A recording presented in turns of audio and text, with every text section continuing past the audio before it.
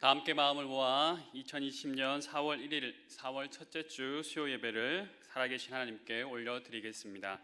먼저 사도신경으로 우리의 신앙을 고백하겠습니다.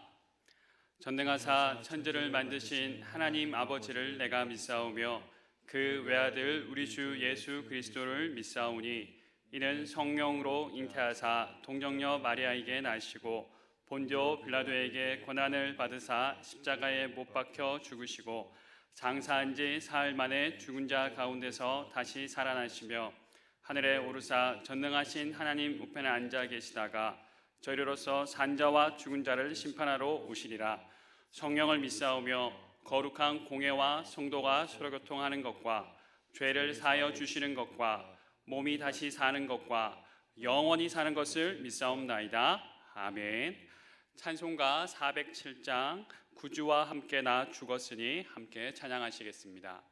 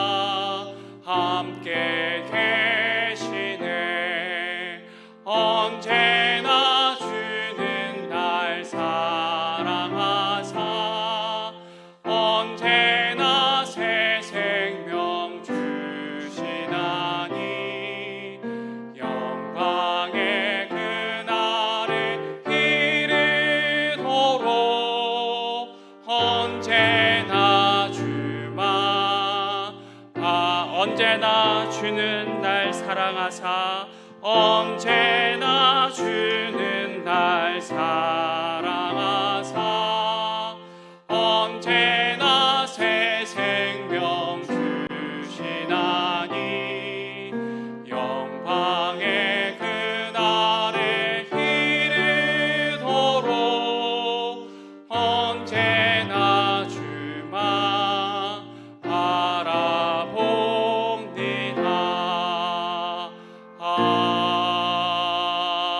아멘. 아멘. 하나님 말씀 함께 받겠습니다. 오늘 이 시간에 주시는 하나님 말씀은 이사야 40장 1절로 11절입니다. 이사야 40장 1절로 11절 구약 1014면에 있습니다. 제목은 너희는 위로하라입니다. 1절부터 교독하도록 하겠습니다. 너희의 하나님이 이르시되 너희는 위로하라 내 백성을 위로하라. 너희는 예루살렘의 마음에 닿도록 말하며 그것에게 외치라. 그 노역의 때가 끝났고 그 죄악이 사함을 받았느니라. 그의 모든 죄로 말미암아 여호와의 손에서 벌을 배나 받았느니라 할지니라 하시니라. 외치는 자의 소리여 이르되 너희는 광야에서 여호와의 길을 예비하라. 사막에서 우리 하나님의 대로를 평탄하게 하라. 골짜기마다 두두어지며 산마다 언덕마다 낮아지며 고르지 아니한 곳이 평탄하게 되며 험한 곳이 평지가 될 것이요. 여호와의 영광이 나타나고 모든 육체가 그것을 함께 보리라. 이는 여호와의 입이 말씀하셨느니라.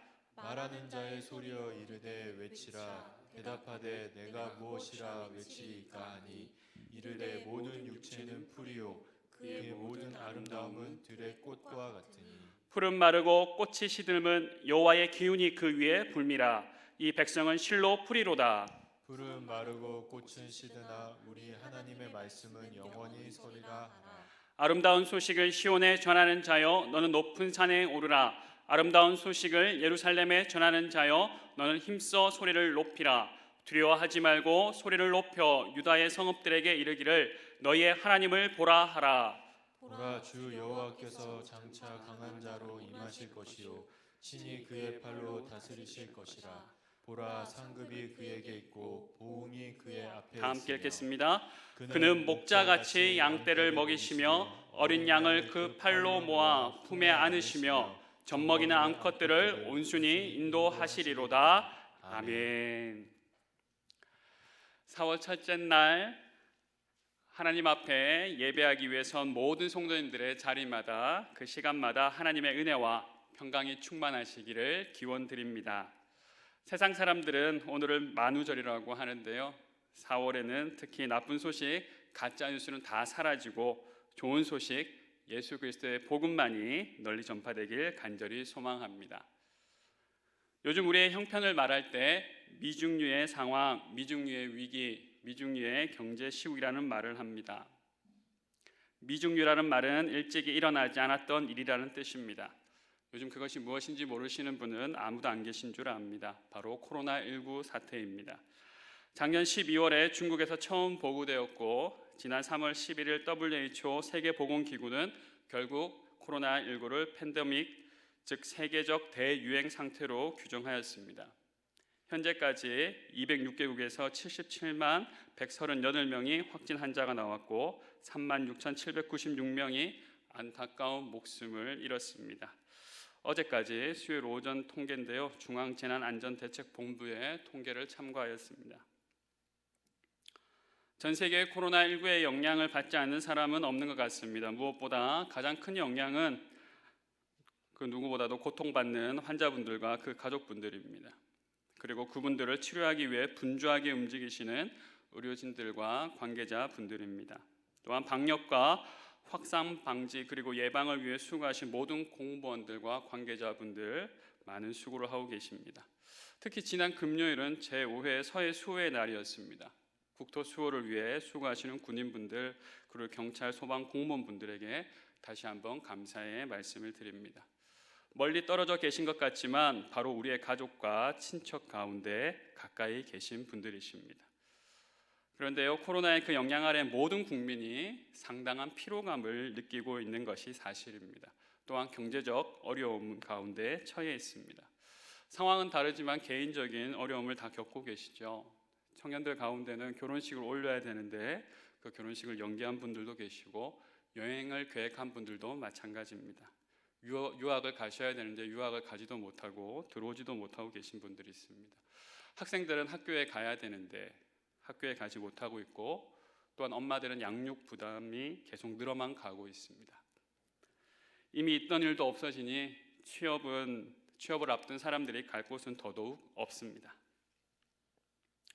저희 집도 코로나19의 직접적인 영향을 받고 있는데요, 첫째 아이가 올해 8살인데 초등학교에 입학을 해야 되는데 아직 못하고 있습니다. 어제 발표가 났는데 사상 초유의 역사적인 4월 입학생이 될 예정입니다. 저희 어머니께서도 지지난주에 부정맥 시술을 받으셨는데 곁에 함께 있을 수 없었습니다. 시술 받으신 곳이 그 병원이 대구에 있었기 때문입니다. 모두 다 이렇게 참 어려운 가운데 처해 있습니다. 이런 가운데 이 힘든 시기에 참 따뜻한 소식이 있어서 소개해드리고자 합니다. 서울역과 인천공항을 오가는 공항철도 안에서 일어난 일인데요, 갑자기 안내 방송이 나옵니다. 그리고 이렇게 말합니다. 괴테의 시 한 편을 읽어드리도록 하겠습니다. 저 멀리서 빛나는 별처럼 사람도 모두 그렇게 꾸준히 몸을 움직이며 어떤 세상이든 빛을 내는 하루가 되길 바랍니다. 기관사이신 양승모 기관사님께서 읽어주신 시 한 편이었습니다. 코로나19이지만 그런 걱정과 공포에도 불구하고 강한 생계의 책임감을 가지고 출근해야 하는 직장인들에게 이 위로의 메시지를 전달하였습니다. 지난 3월 12일 MBC 뉴스데스크 오늘 이 뉴스 지하철 위로 방송이라는 제목의 소식이었습니다. 그리고 그 뉴스의 마지막 나온 또 소식이 저의 가슴을 또 뭉클하게 했습니다. 오늘 하루도 고생 많으셨습니다. 내리실 때 피곤함은 저희 열차에 두고 내리시기 바랍니다. 참 피곤한 가운데 이 메시지를 들은 분들이 얼마나 큰 위로가 되었을까 상상해 보았습니다. 짧지만 따뜻한 말이 큰 위로가 됩니다. 그래서 저도 여러분들을 위해서 준비했습니다. 네, 꽃입니다. 첫 번째는 목련꽃이고 두 번째는 벚꽃입니다. 두 번째 벚꽃은 어디서 본 것 같죠? 우리 교회 주변의 아파트 단지에서 찍은 사진이고요. 두 번째, 지금 세 번째 나오는 꽃은 개나리꽃입니다. 활짝 핀 개나리, 노란 개나리고, 그런데요, 이렇게 이름을 아는 꽃도 있지만 아파트 주변을 보니까 이름 모를 꽃이 또 저렇게 또 바닥에, 땅바닥에 핀 것을 제가 보게 되었습니다. 꽃놀이를 가야 될 계절인데 가지 못하는 아쉬움을 사진으로만 좀 달래드리고 싶었습니다. 위로가 되십니까? 오늘 본문을 보면 따뜻한 소식이 있습니다. 따뜻한 소식을 이 본문을 통해서 듣게 됩니다. 바로 하나님이 우리를 위로하기 원하신다라는 소식입니다. 오늘 본문은 바벨론 포로의 삶을 살아가는 이스라엘 민족에게 주시는 하나님의 위로의 말씀입니다. 이 말씀은 또한 오늘 코로나19의 고통과 위협 그리고 공포로 피곤한 우리에게, 또 여전히 세상의 포로로 살아가면서 고통 가운데 있는 우리에게 향하신 하나님의 위로의 말씀이 되는 줄 믿습니다. 하나님이 우리를 위로하시기 원하십니다. 하나님은 우리가 하나님의 위로를 경험하길 원하십니다. 그리고 다시 일어나길 원하십니다. 그런데 왜 우리 하나님은 우리가 위로받길 원하실까요? 존 웨리 조웨트라는 런던 웨스트민스터 채플의 목사님으로 계셨던 분의 고백을 함께 보겠습니다. 하나님이 우리를 위로하시는 것은 우리를 기분 좋게 하려는 것이 아니라 우리를 위로자로 만드시려는 것이다.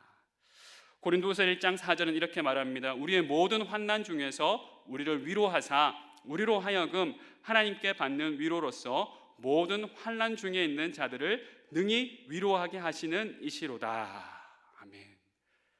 우리를 위로하시는 분은 우리가 위로받고 또한 환난 중에 있는 자들을 위로하기 원하시는 분이라고 고린도후서는 말씀하고 있습니다.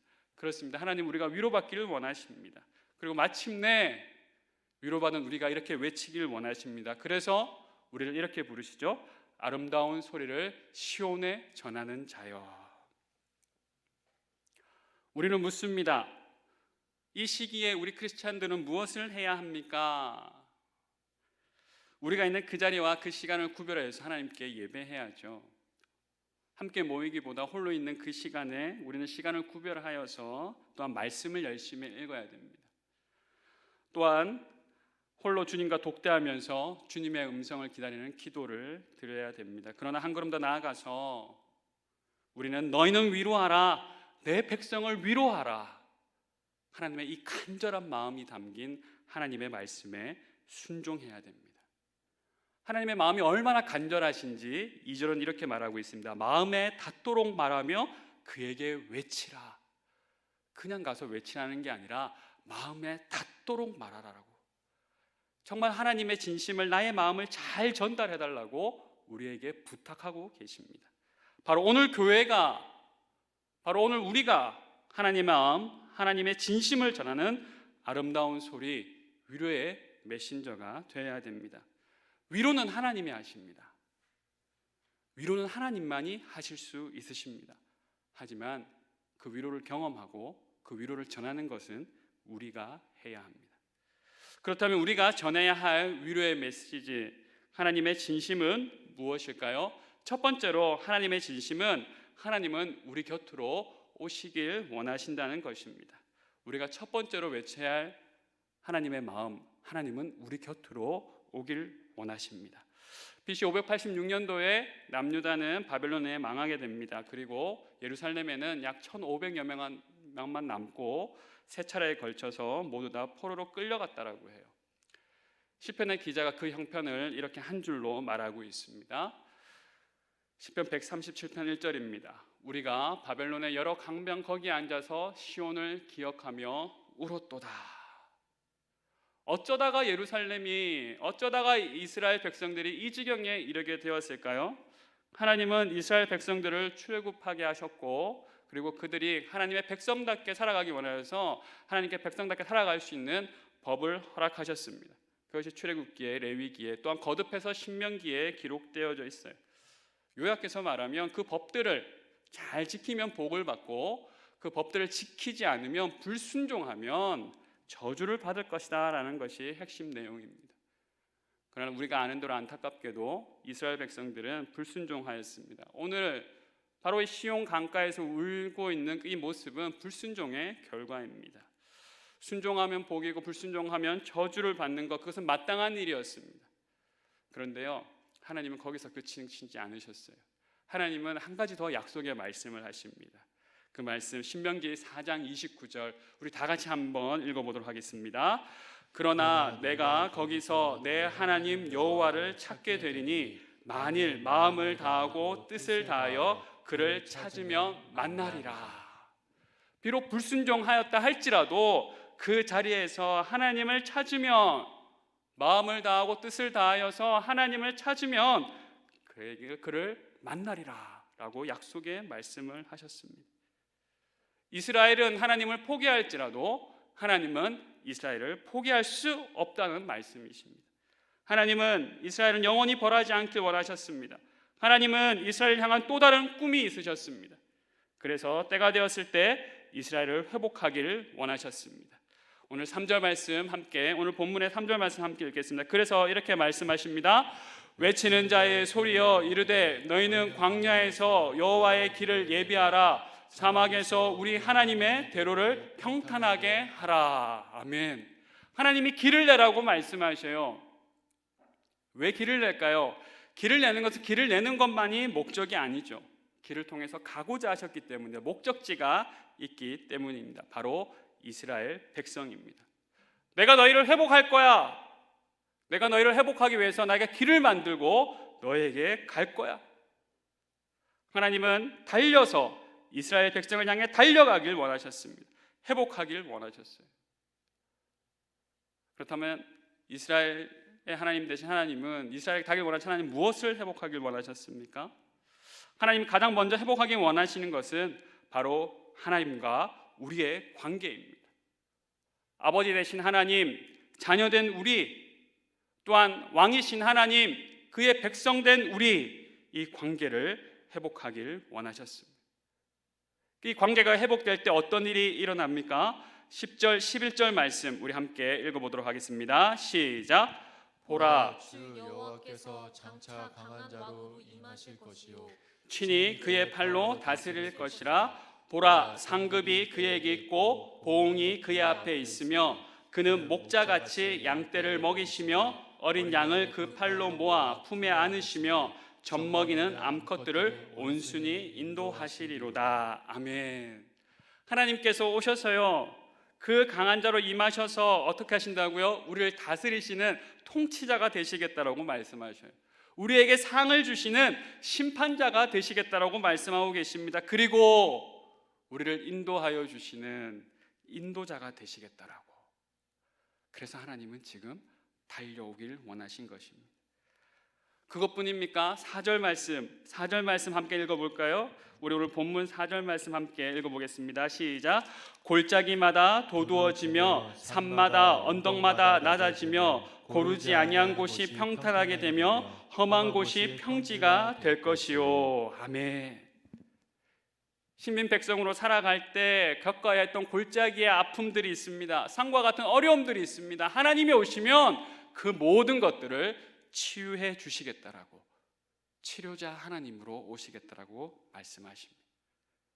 이렇게 우리를 다스리시고 심판하시고 인도하시고 치료하신 하나님, 그리고 하나님은 거기서 그치지 아니하고 하나님의 꿈에 대해서 말씀하고 있습니다. 우리 5절 말씀, 하나님의 원대한 꿈을 함께 읽어보겠습니다. 시작. 여호와의 영광이 나타나고 모든 육체가 그것을 함께 보리라. 아멘. 여호와의 영광이 나타나고 모든 육체가 그것을 함께 보리라. 떠났던 여호와의 영광이 다시 나타나는 하나님의 임재하심을 모든 육체가 함께 보는 것이 하나님의 꿈입니다. 코로나19 상황을 지나는 가운데 느낀 점이 있습니다. 이 코로나19 사태를 통하여서 첫 번째로는 많은 사람들이 보이지 않는 존재에 대해서 인식하게 되었다는 겁니다. 물론 코로나19 바이러스는 도구를 통하면 실제로 확인할 수 있는 것이지만 지금 우리의 나안으로는 확인할 수 없고, 그렇기 때문에 더욱더 큰 두려움이 우리에게 있습니다. 보이지 않는 적과의 싸움이죠. 하지만 보이지 않지만 분명히 존재하는 것입니다. 두 번째는 이 그래프를 통해서 보게 된 것인데요, 이 그래프는 영국의 경제 주간지 이코노미스트 3월 11일 인터넷판에 나온 것입니다. 자료의 출처는 존스 홉킨스 대학입니다. 지금 조금 크기가 적어서 잘 보지 못하실 수도 있는데, 이 그래프는 사망자 각국별로 나타나는 사망자 추이를 나타내는 것입니다. 그런데요, 색깔에 있는 선으로 실선으로 있는 것들은 각국의 사망자 추이고, 우리가 눈여겨봐야 될 것은 이제 점선으로 되어 있는 것들인데, 이 점선들이 나타내는 것은 무엇이냐면, 첫 번째로 나타내는 점선은 매일 사망자가 2배로 증가하였을 때 저런 기울기를 나타낸다는 거예요. 두 번째 점선은 이틀에 2배로 사망자가 2배가 된다라면 저런 기울기를 가진 직선이 될 것이다 라는 예상되는 그래프입니다. 세 번째는 3일마다, 그리고 가장 또 완만하게 되어 있는 점선 그래프가 일주일에 사망자가 2배로 되었을 때 저런 추이를 나타낼 것이다. 자세히 보시면요, 제일 아래에 있는 파란색 그래프가 우리 한국의 상황을 나타내고 있습니다. 이게 3월 11일자인데 오늘 4월 1일자, 참 그래도 이코노미스트 인터넷판은 이것에 대해서 매일매일 업데이트를 해가지고 예전의 자료가 그대로 남아있지 않고 오늘의 상황을 나타내고 있는데, 지금 한국은 사라졌습니다. 그만큼 다른 나라의 사망자가 많이 생겼다는 것을 나타내게 되겠죠. 참 그렇게 될 수 있었던 것은 많은 분들이 수고하셨기 때문입니다. 그런데 제가 느끼는 것은 이 그래프를 통해서 우리나라가 잘하고 있다 뭐 이런 얘기를 자랑하고 싶어서 그런 얘기를 하는 것이 아니고요, 우리가 아무리 상황이 좋아져도 세계가 상황이 나빠지면 우리와 별개일 수 없다는 사실이에요. 이것은 무슨 말입니까? 우리가 아무리 위로받고 우리만 회복되어진다라고 해서 그것이 좋은 상황이 아니라는 거예요. 하나님은 그래서 우리에게 말씀하셔요. 가서 외치라고. 너희만 회복되는 것이 아니라 모두가 회복되어야 된다라고. 너희만 하나님의 영광을 보는 것이 아니라 우리 모두가 함께 모든 육체가 그것을 봐야 한다라고 우리에게 말씀하고 계십니다. 그것이 우리를 향하신 하나님의 첫 번째 진심, 하나님의 마음이십니다. 두 번째로 우리를 향하신 하나님의 진심은 무엇이냐? 그것은 우리와 함께 영원히 동행하길 원하신다는 것입니다. 우리에게 오시기 원하시는 하나님은 우리에게 오셔서 함께 영원히 동행하길 원하십니다. 우리 8절 말씀 함께 읽도록 하겠습니다. 시작. 푸른 마르고 꽃은 시드나 우리 하나님의 말씀은 영원히 서리라 하라. 근동 지역의 아랍어로 함신이라고 하는데요, 바람이 분다라고 합니다. 사막에서 불어오는 바람, 이 함신이 불면 48시간 내에 꽃이나 풀들이 누렇게 뜬다라고 해요. 온도가 높을 뿐만이 아니라 습도가 아주 낮아가지고 이 바람이 불기만 하면 꽃도 시들고 풀도 말라버린다는 것입니다. 무슨 말입니까?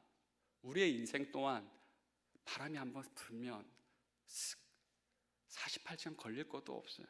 그냥 다 말라버린다는, 사라져버리고 마는 그런 것이 바로 우리의 인생이에요.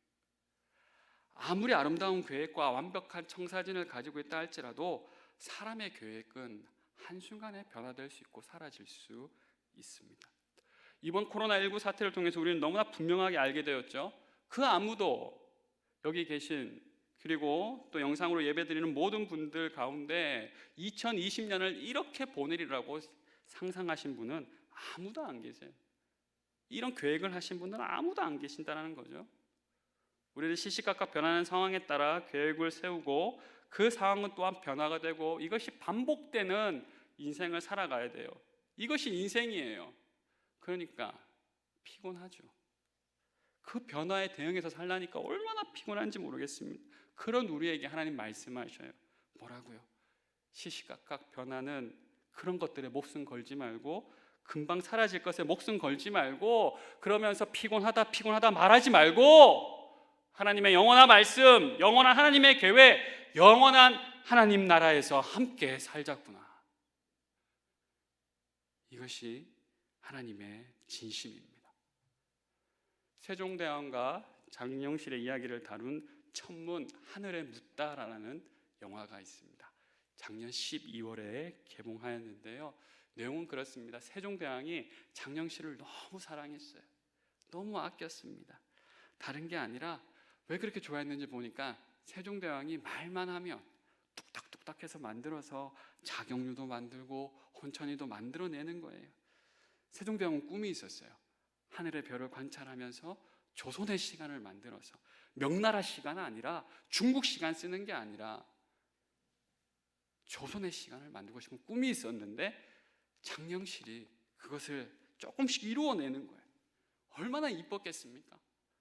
그러니까 장영실이 벼슬을 내려요. 이 어마어마한 일입니다. 왜냐하면 장영실은 노비였어요. 관청에 속한 노비였는데 이에게 종삼품 대호군이라는 관직을 내립니다. 그리고 어느 날 저 포스터에서 보는 것과 같이 세종이 긍정적인 것 같은데 앞마당에서 하늘을 보고 있을 때 장영실을 부릅니다. 그리고 장영실이 곁에 불러서 얘기를 하다가 함께 눕자고 해요. 함께 별을 보자고 해요. 그리고 세종이 장영실에게 이런 말을 합니다. 신분이 무슨 상관이냐? 같은 하늘을 보면서 같은 꿈을 꾸는 게 중요하지. 신분이 무슨 상관이냐? 같은 하늘을 보면서 같은 꿈을 꾸는 게 중요하지. 왕이 장영실에게 하는 말인데 이게 저에게 얼마나 감동이 되는지. 지렁이 같은 우리의 인생들, 이 지렁이 같은 우리에게 하나님이 이렇게 말씀하셔요. 저에게 이렇게 말씀하신 것 같았어요. 같은 하늘을 보면서 같은 꿈을 꾸자. 그리고 영원한 삶을 함께 살자. 우리는 이렇게 말하죠. 안 됩니다. 어떻게 저 같은 것이? 하나님 다시 말씀하십니다. 그게 무슨 상관이냐? 하나님은 우리와 함께 하시기 위해서 길을 내어 달려오셨습니다. 그리고 하나님은 우리와 함께 꿈을 꾸며 영원을 살자라고 말씀하십니다. 한나 사라질 것에 마음을 빼앗기지 마십시오. 우리는 겸손을 가장하면서 이렇게 얘기하죠. 사실은 그거 놓치기 싫어서. 바벨론에 있었던 사람들은 더 그랬겠죠. 36년도 아닌 70년이라는 포로 생활을 하면서 다시 예루살렘으로 돌아가라고 했을 때 다 가고 싶었을까요? 아니죠. 어쩌면 여전히 바벨론의 미련이 남아서 가지 않으려고 했던 사람도 있겠죠. 하나님 말씀하세요. 그건 풀과 같은 거야.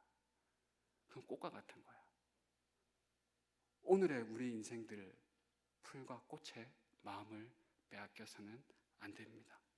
그 모든 것들 다 사라질 것입니다. 영원한 하나님의 나라를 살아가시길 축복합니다. 하나님은 우리 곁으로 달려오기 원하셔요. 하나님은 우리와 함께 영원한 꿈을 꾸기 원하십니다. 그 하나님이 마지막으로 우리에게 말씀하십니다. 하나님의 진심 세 번째 함께 읽도록 하겠습니다. 하나님이 우리에게 원하신 건 무엇입니까? 하나님만 바라기 원하십니다. 하나님만 바라기 원하세요. 우리 9절 말씀을 마지막으로 함께 읽도록 하겠습니다. 시작. 아름다운 소식을 전하는 자여 너는 높은 산에 오르라. 아름다운 소식을 예루살렘에 전하는 자여 너는 힘써 소리를 높이라. 두려워하지 말고 소리를 높여 유다의 성읍들에게 이르기를 너희의 하나님을 보라. 하나님은 우리의 인도자가 되시길 원하셨어요. 하나님은 우리의 통치자가 되시길 원하셨습니다. 하나님의 우리의 심판자요 우리의 치료자가 되시길 원하셨습니다. 그 말씀 우리가 10절과 11절에서 우리가 4절에서 확인했습니다. 그렇게 하기 위해서 우리에게 명령하시는 것이 있습니다. 우리는 무엇을 해야 됩니까? 보라! 보라! 계속해서 보라라고 말씀하셔요. 이 놀라운 은혜를 경험하는 유일한 방법은 하나님을 보는 것입니다. 우리 김미경 강사님을 많은 분들이 알고 계실 겁니다. 이름은 모르셔도 얼굴을 보시면 아실 텐데요. 많은 책과 특히 강연을 통해서 많은 사람들에게 용기와 희망 그리고 꿈을 주신 분이십니다. 그런데 이분에게도 위기가, 이번에도 시련의 시기가 찾아옵니다.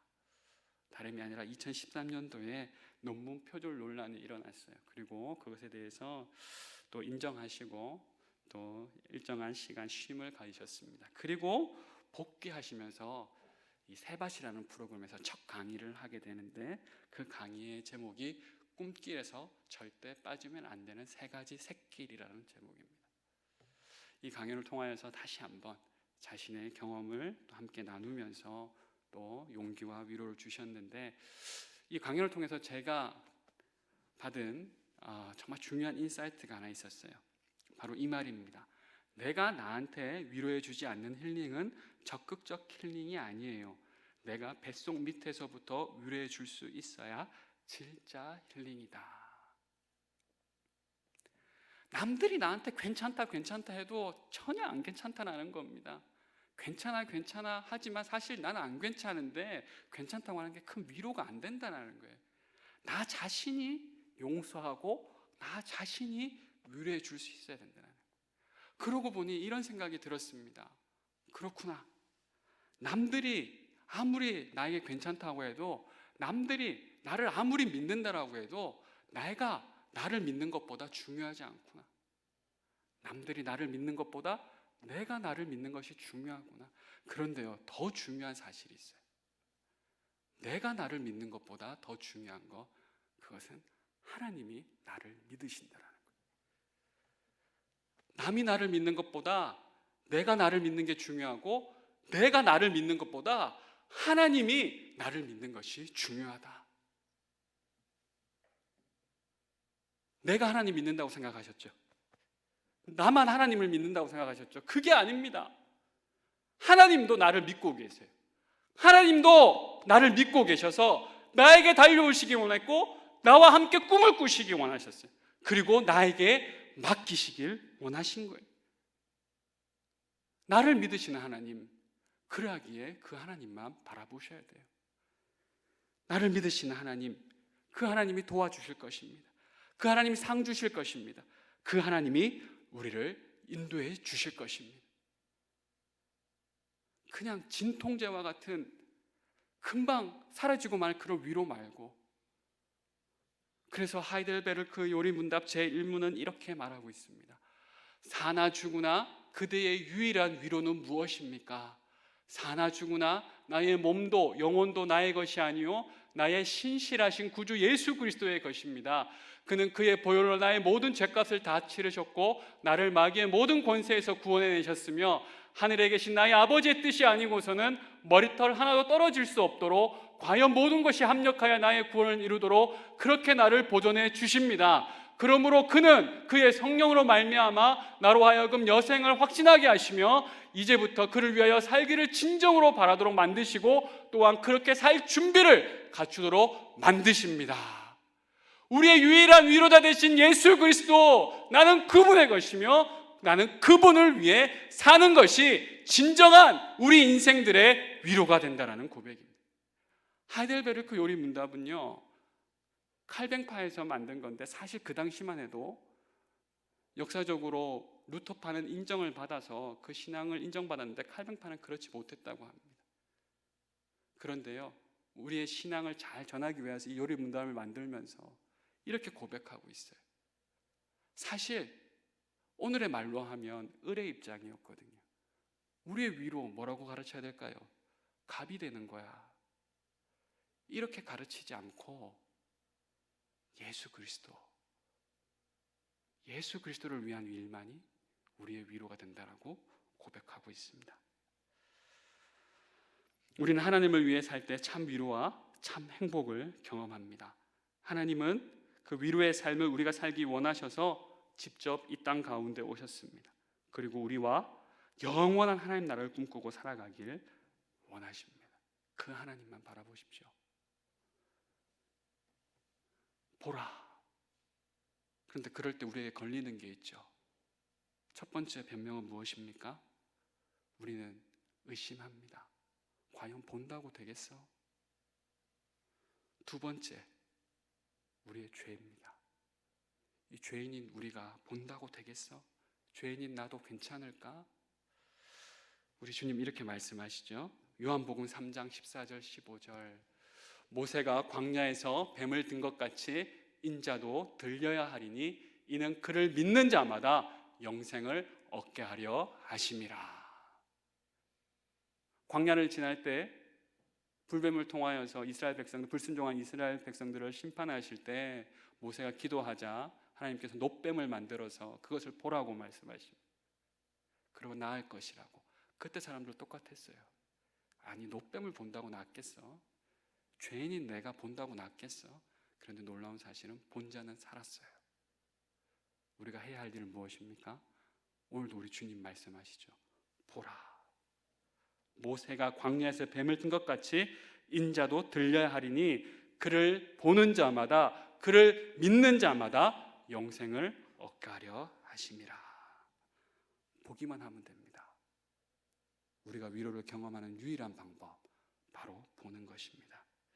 그때 우리는 이 말씀을 경험하게 되고 이렇게 고백하게 될 것입니다. 우리 함께 읽겠습니다. 오늘 이사야서 40장 30절에서 31절 말씀 우리 함께 읽습니다. 시작. 소년이라도 피곤하며 곤비하며 장정이라도 넘어지며 쓰러지되 오직 여호와를 앙망하는 자는 새 힘을 얻으리니 독수리가 날개치며 올라감 같을 것이요 다른 박질하여도 곤비하지 아니하겠고 걸어가도 피곤하지 아니하리로다. 아멘. 이 고백을 나의 고백, 우리 가정의 고백으로 삼을 수 있게 간절히 소망합니다. 미중년의 시기, 한 번도 경험해 보지 못한 길을 걸어가고 있습니다. 그러나 크리스찬 정신과학자이자 상담가인 스카펙의 말처럼 한 번도 걸어가 보지 못한 길이지만 아직도 가야 할 길입니다. 이 길을 어떻게 가시겠습니까? 우리에게 찾아오시고 우리와 함께 꿈꾸시기 원하시는 우리의 왕이시오, 우리의 치유자 되시고 우리의 인도자 되시는 하나님의 바람과 같이 많은 분들이 피곤한 시절을 지나지만 먼저 우리가 위로받고 위로의 메신저가 되셔서 가정에서, 직장에서 만나는 사람들마다 하나님의 위로를 전하심으로 함께 힘이 나는, 함께 활력이 넘치는 삶을 살아가시는 우리 모든 우리 늘 푸른 가족 되시길 주님의 이름으로 축복합니다. 우리 이 소망을 가지고 오늘은 찬양 한 곡 했으면 좋겠는데요, 나 자신을 향해서 또 우리 가정을 향해서 우리 주변의 사람들을 향해서 이렇게 한번 외치듯이 찬양했으면 좋겠습니다. 보라 너희는 두려워 말고, 보라 너희를 인도한 나를, 보라 너희는 지치지 말고, 보라 너희를 구원한 나를 우리 함께 고백하도록 하겠습니다. 보라 너희는 두려워 말고, 보라 너희는 두려워 말고, 보라 보라 너희를 인도한 나를, 인도한 나를, 보라 너희는 지치지 말고, 보라 너희를 구원. 너희를 치던 적은 어디 있느냐, 치던 적은 어디 있느냐, 너희를 억누르던 원수는 어디 있느냐. 보라 보라 하나님 구원을, 보라 보라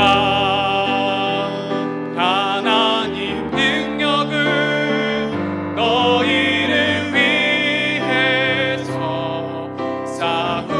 싸우시는 주의 손을, 보라 보라 보라 하나님 구원을, 보라 하나님 능력을, 너희를 위해서 싸우시는 주의 손을 보라. 함께 기도하겠습니다.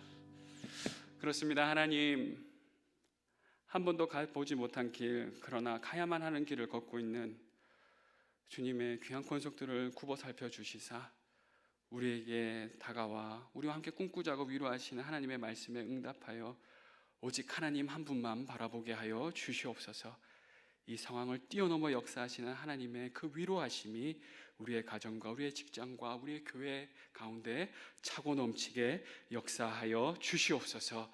하나님, 또한 그 귀한 경험을 우리 한 사람 한 사람이 우리 가정이 경험한 이후에 우리가 십자가의 전달자 되어서 이 땅의 위로의 메신저가 되어서 나아가서 보라고, 나를 치유하신 하나님을 보라고 함께 말하며 이 땅에 신음하고 아파하는, 특별히 코로나19로 인하여 저 수고하고 애쓰는 분들에게 위로의 메시지를 전하며 함께 그 위로를 경험하며 나아가는 복된 이 나라가 되게 하여 주시옵소서. 하나님, 일선에서 수고하시는 공무원분들 한 분 한 분 위로하여 주시고, 또한 이 상황 가운데서 가정을 위해서 일하러 나아가시는 아버지들, 또한 양육을 하기 위해서 애쓰는 우리 어머니들, 하나님 그 눈물을 닦아주시고 배우기를 사모해야 되는 이 시기 가운데 그러지 못한 우리 자녀들에게 새로운 꿈을 허락하여 주시옵소서. 하나님, 계속해서 예배하며 계속해서 말씀 보며 계속해서 특별히 3.3 기도 운동을 통하여서 하나님과의 마음을 맞추며 나아가는, 그리고 날마다 그 자리에서 힘이 나며 승리하는 우리 늘푸른의 모든 가족들이 되게 하여 주시옵소서. 예수 그리스도의 이름으로 기도합니다. 아멘. 주기도문으로 오늘의 예배를 마치겠습니다. 함께 주기도문 하겠습니다.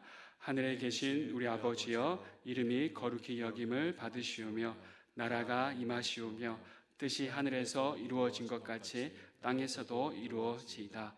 오늘 우리에게 일용할 양식을 주시옵고 우리가 우리에게 죄 지은 자를 사하여 준 것 같이 우리 죄를 사하여 주시옵고 우리를 시험에 들게 하지 마시옵고 다만 악에서 구하시옵소서. 나라와 권세와 영광이 아버지께 영원히 있사옵나이다. 아멘.